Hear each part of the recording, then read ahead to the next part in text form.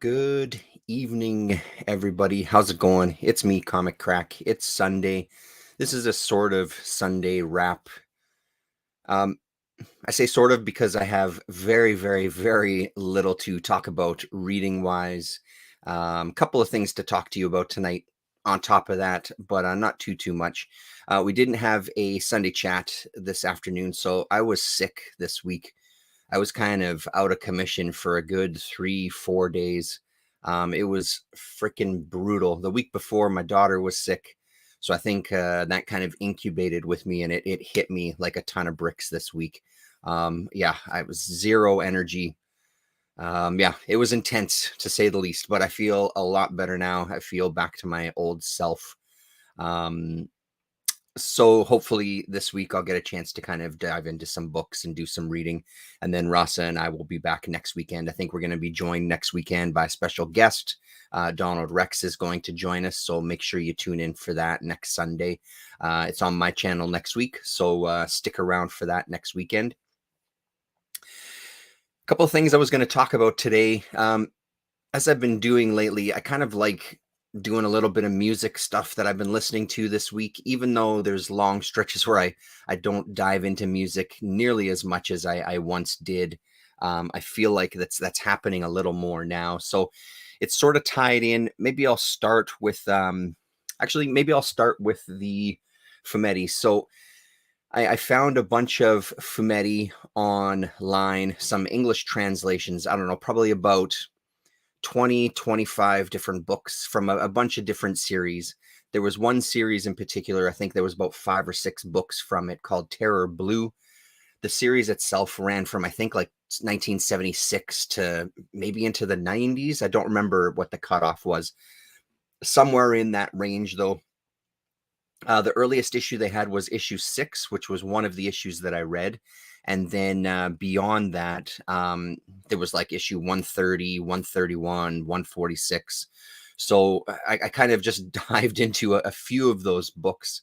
And man, oh man, like the first thing to say about them is they deliver um, what they set out to. They have most of them, I feel, have these gorgeous painted covers. We were talking about it briefly on Friday on Jared's Friday evening chat over on his channel, talking about what was it, Dell or Gold Key books, I think specifically he was talking about, or they were talking about, with the painted covers. And everybody says the same thing, how it's great to see those covers, but then you open up the book and it kind of leaves you a bit disappointed. I would say it's sort of the same is true with the fumetti. The black and white interior work is really, really brutal and basic, but I also kind of like that because of the subject matter they're dealing with.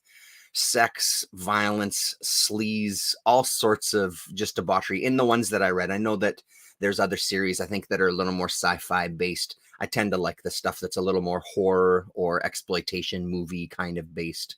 This first one does have some very minor sci-fi elements in it, but ultimately it's just this sleazy kind of sleazy story. So I find the art works really well. So I thought I'd show you a little bit of it. But before I do, one of the things that came up for me soundtrack wise with this, let's see, share screen, this one. So I'm going to disappear here for a sec. One of the things that I was doing as I was reading, sometimes I do this, specifically with stuff where, like the fumetti, what I'm reading, I don't really need to pay that much attention to. I don't need to really dig down deep and follow every single word because I'm afraid of losing the plot. So I'll have music playing in the background. I discovered this album from a band that I'm very, very newly familiar with, Akshamal, the inhaled ejaculate of the great bone flute in the sky. They go by a bunch of different names along those lines, all variations on the Akshamal name. Everything after the comma seems to be changed. It's very reminiscent of some sorry, I'm just sidetracked here to see shows. I didn't notice this before. So it looks like there's some shows coming. Maybe we'll talk about that a little bit too. From San Francisco and the surrounding areas, there's a bunch of the kind of experimental and noise musicians, and some of them have kind of varieties on their name. Carolina being one of the most infamous.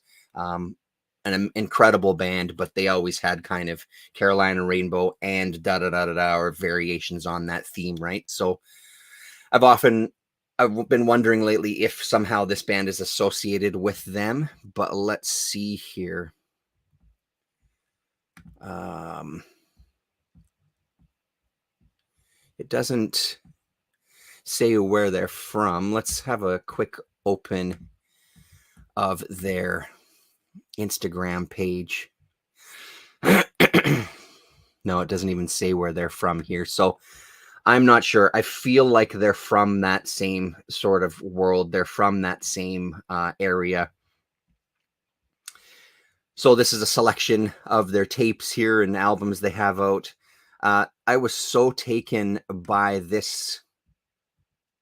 Let me get back to it here. I was so taken by this Totemist because it worked incredibly well with this first Fumetti that I'm going to show you. I sort of used this album as a soundtrack for all of the Fumetti I was kind of reading this week, but I found it worked especially well with this first one. It kind of has elements of kind of world music, folk music. There's these kind of mystical elements to it. There's mystery to it. There's kind of noise elements as well, but there is some traditional instrumentation. I loved it so much. I ended up listening to it like 3 times in a row that night, even after I had finished reading for the night. I just ordered the record, actually. I want to give a shout out to Donald Rex. I sold him some books very recently. Just the other day, actually. I just shipped them off yesterday. So thank you, Donald Rex. Your contributions to the Comic Crack Fund allowed me to order a copy of this. The band themselves have been sold out of the vinyl for quite a while. So pardon me, I went directly to the label, Akuphone, Akuphone. And I believe they are based, let's have a look. France, yeah. So they're based out of France. They still had copies. I usually prefer to give the money directly to the artist, plus also getting it shipped from France versus the States. A little bit of a difference, although surprisingly not as much as you would think. So either way, the surroundings of the band did receive the money to some degree. But it's a fantastic album. If you're adventurous, if you're looking for something different to listen to, give the Totemist a sample here. So 7 tracks, kind of varying in length from like, under 2 minutes all the way to 12 minutes for this Phallus Palace. Yeah. So what can I say? Written, recorded, and performed by Akshamal, the Giver of Illness, mastered by Mark Gergis. Front cover by Matt Sidney. None of those names sound familiar to me either. Rock, surf, psychedelic. I don't know about any of that, but there you go. Okay, so let's stop sharing on this and we will start sharing on the comic itself. Hello, Sleepy Reader. Let's share screen. My boys in Intercourse just put out a new album on Bandcamp. Okay, cool, Forgerelli. Let's hold on, cancel this for 1 sec. Let's highlight that comment. I'm pretty sure that the chat comes up in the replay, but I like to highlight stuff like this too. So I will absolutely check that out. I'll give that a dig after the stream. Hello, by the way. All right. I see Aaron Dillaway did an album as well too that I heard about today. Yeah, it is too bad, Damien. I mean, I think with some of this stuff, I think I would probably be safe, but I don't necessarily want to chance it with sharing some of their music on here just in case.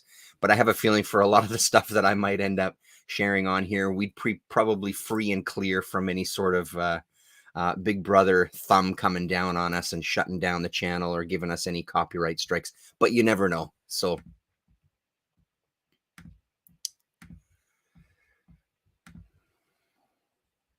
Noisecore from my local Connecticut scene. Excellent, Forgerelli. I will absolutely check that out. So here we go. So again, once I'm in this share screen, unfortunately, I can't see the chat, so I'll check back in once we're done. So this is the Terror Blue series. And again, get the children around the screen, get the family together, brew up some hot chocolate, and let's look at some sleazy Italian comics. I'll just kind of briefly go through it. So again, keeping in mind that album, this one is Lights, Camera, Die. Scenario by Carmelo Goza, artist G Pinto, translation editing Akujo from akujofan@gmail.com. So here we go. It sort of starts out with this sort of monster scene, this monstrous scene here, which we eventually find out is a scene in a movie. And that's kind of where our story opens up with this film production company, that the seemingly innocent film production company. But what ends up happening with these movies, people that star in these movies had never starred in anything previous, and then they disappear shortly afterwards. So we can see here this monster tears them apart. They end up disappearing and never to be heard from again. So the mystery surrounds that. What's going on? What's the film production company doing? So we just kind of get into it, and you can see like it's not horrible art. It is very kind of dashed off, but again, I think that it works amazingly well for the types of stories that you're getting, right? Um, would it be great to have something that looked as amazing as the covers throughout? For sure it would, but there's no way these companies are going to be putting that much money and time into these things, like the classic pulp paperbacks. It's churn this stuff out, put a sleazy cover on it, get those dollars. So we then uh, get to get in introduced to our kind of main characters of the movie. This one woman whose name I don't remember, but Kenton Pictures we see there is who's doing the movies, and they're just kind of doing a screen test with her. Betty Gaynor is her name. Take two, and in this one, she of course has to take her clothes off and perform some dirty sex. So she ends up getting the part. Nobody knows who she is, and it just kind of goes from there. Some of that I will skip through, even though I'm pretty okay with sharing anything on this channel. I don't want to push my luck all the time. This one is probably one of the more tamer books that I read throughout this excursion into fumetti, but just the thing that I love about this stuff is just the sense of fun about it. It's not taking itself super seriously. It's there to deliver the goods. The storytelling is pretty damn good. The dialogue, I mean, I always put the chunky or the clunky dialogue off to the translation. I don't know. I doubt it's reading like poetry in its original language, but I don't expect kind of classic dialogue, but the storytelling is still really solid. The paneling is great. There's nothing wrong with it. Uh, yeah, so this one just kind of carries on from there. I'll show you uh, some from the one that was the most bonkers. It was a two-parter. I don't know how often two-parters happened with this stuff, but in this case it did, and it was Terror Blue number 130 and 131.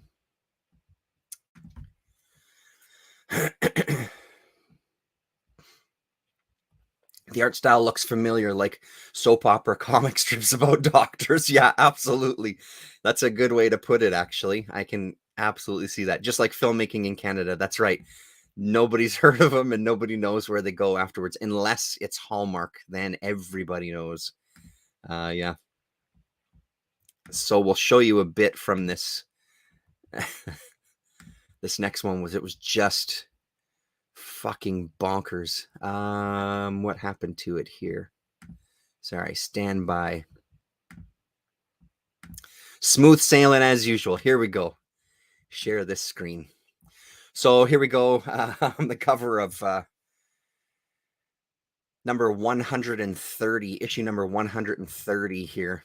Again, an amazing cover. Same translator, artist Pier Carlo Macci.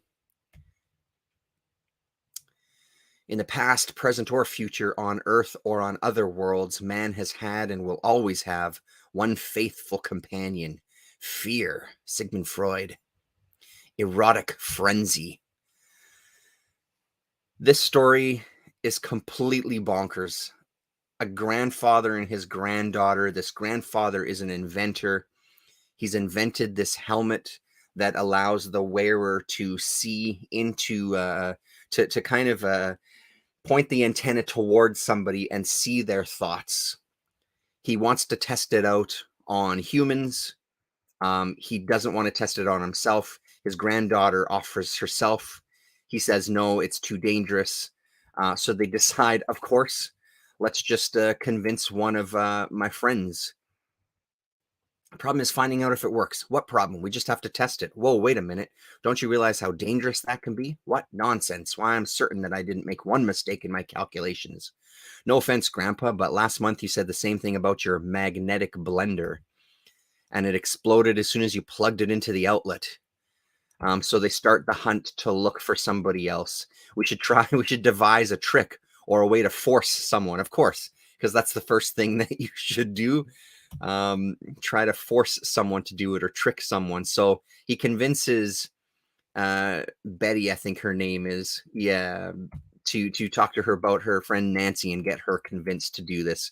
So she starts kind of dropping hints about this helmet and saying, my grandpa's not going to be around. If you want to come over and try it, that would be great. So she convinces her to come over after school.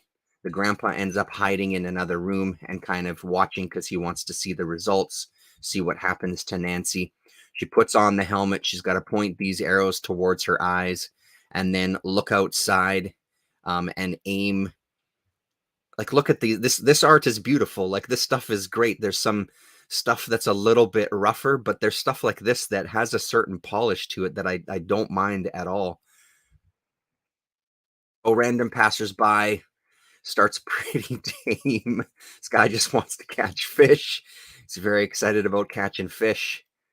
So he kind of hears that it's successful. She points it across the road at, point the antenna at Mrs. Perkins over there talking to the milkman. Of course, Mrs. Perkins is a lonely housewife and has fantasies about the milkman. And so she also finds out is she can actually feel the emotion associated with the people.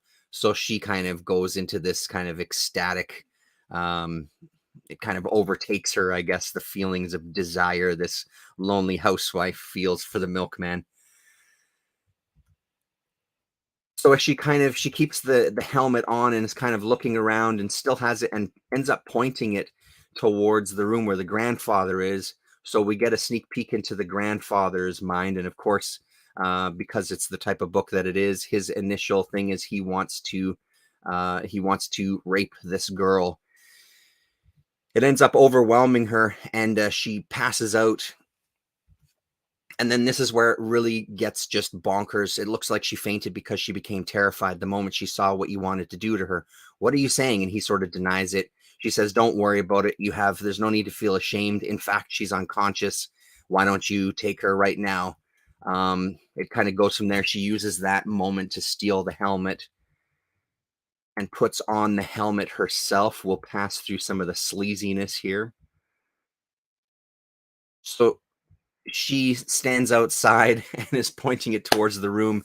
She ends up imagining that she is her grandfather, and it actually causes her to have an invisible erection, and she starts getting aroused and she can feel all the sensations that he's feeling. She ends up passing out from just pure pleasure and ends up wearing this helmet for a long time, falls on her head, it cracks open to reveal her brain. It's kind of deformed her head. And then the next volume just kind of goes even further than that. It gets actually very, very graphic in the next volume, so I won't show you too much there. But there's storyline involving her invisible penis now, and it's just kind of twisted her as a person. Um, really great. incredibly sleazy, incredibly trashy, incredibly violent. But there's just something about this stuff. I just don't know what it is. It might be the same kind of thing like it is with like the Eric Stantons of the world, who were really kind of seeped in this adult entertainment. There's something to these type of books, these type of movies, this type of there's a certain freedom in whatever it is that they're writing. So I mean, as much as there is with the undergrounds, with just exploring your id and just letting whatever happen, this is on a completely different level. I guess just closer, S. Clay Wilson, I guess, would be something close for sure. But this stuff still kind of has the idea that it's going to be somewhat of a widely popular story. I don't know how popular fumetti like this was when it was coming out, but I imagine since this stuff was coming out for so long and some of these series ran hundreds of issues, they weren't making pennies. Otherwise, they would have stopped creating them. So it just goes into this whole scenario afterwards, and she just kind of goes bonkers and ends up killing people and kidnapping people, and all in the with the desire of fulfilling her newfound lust and needs, as she's now in the embodiment of something completely different than what she was. So there we have it. That's some of the fumetti. What a family. Yeah, fantastic family. Hello, Jeff McLeod. How are you? Welcome. You're just in time, I'm sure. Um, Loved it. Great stuff. So the other piece that links to music for me today um, is Harry Nordlinger from Vacuum Decay posted today about David Enos, Batman is Lost in a Woods. And I'd commented that how much I loved this whispered words. It got me to kind of pick it up and read it again and love it even more. I was kind of blown away by it. And again, this is the other one that matches with some music for us on this stream. And I will share that. So when I talked about Totemist by Akshamal, the label Akuphone, they had a bunch of other stuff that I ended up exploring. And one of the groups, turns out they're based out of Montreal, Quebec. They're just a duo. Tamayugi is a musical collaboration between Japanese and Ukrainian musicians now based in Montreal, Maya Kuroki and Tamara Filyevich. This is the only album that they've done, Baba Yaga, and I had kind of started listening to it the other day. I was about 4 or 5 tracks into it, and I kind of finished this afternoon listening to the album. There's some solid stuff on here. I don't know if this is one I would highly recommend or not. There was parts I really, really liked and it really, really worked, but there was parts that I just didn't think were quite there. This Herbert song, though, number 6, I believe it was Herbert's song. Yeah, it was 6.5 minutes. Incredible. And I cannot believe how much or how well it worked with, I can't believe how well it worked with this David Enos book, this Whispered Words. Oh, you bought both of these last week? Turns out there's a new issue of Vacuum Decay out, issue number 6. Enos has a piece in there as well. I just placed an order with Harry for a few things, actually, which I'll talk about when they get here in a few weeks. We'll look at them in more detail. I ended up buying some original art. I bought a t-shirt. I got the new Vacuum Decay, and I got a mini comic as well from him. So I'm looking forward to getting that stuff, and we'll take a closer look. But this one, matched with that music, was kind of mind-blowing. In the song itself, you sort of can't make out the words that she's saying. She's kind of singing intermittently throughout the piece. And then in Whispered Words, there's the section where once a week on garbage night, she can hear a woman singing outside. So often do I hear So often do her coarse hissings sing me to sleep. Every week a lady whispers out there, but can never hear what she's saying. And it was kind of along that same lines of the music that was playing. It just added an extra layer of unease and mystery to the whole thing that I thought was an incredible. And because this is kind of a shorter mini comic, the length of the track was almost perfect for this. I ended up kind of spacing out halfway through and reading very, very slowly. Again, I got to show my favorite page here, this one with our main character falling down the stairs. I love that. It worked so well. It's almost like it was written for it, and it just made me appreciate what can happen in these moments where it's just not planned. It's just kind of mistaken, adding soundtracks to things, or kind of combining different elements to get a completely different experience. It was just such an enjoyable thing. I love this issue. This is probably my favorite out of everything that I've read from Enos at this point. I contacted him on Instagram, actually, because I'm curious if he has any pages available from that book. I would love to buy something from that book. I'd love to pick up something. So, I mean, I got to do it here. I did it on Twitter as well, too. I got to give a huge shout out to Colin, because it was Colin who first turned me on to David's work when he looked at, I can't remember which video he did first, if it was Batman or if it was this one or if it was a video with both of them. But I do know for sure that it was him that turned me on to David's work. So big thank you to Colin for that. Highly recommended. If you haven't heard of David, if you don't know his work, can I see it? I just got here. Here you go. Here's the cover for Whispered Words by David Enos. And then this is the cover for Batman is Lost in a Woods, #1. So I imagine that this one will get, I mean, maybe he's working on a second issue. We'll see. But there you go. With this one, really has a bit of a Klausian influence to the storytelling here. I love his art. If you check out his Instagram, he's done some animation, some music videos, and just some animation on his own too. There's again, it's this thing that I talk about often, this magic that can happen. There's something about his stuff that gives off this very, very unique kind of feeling.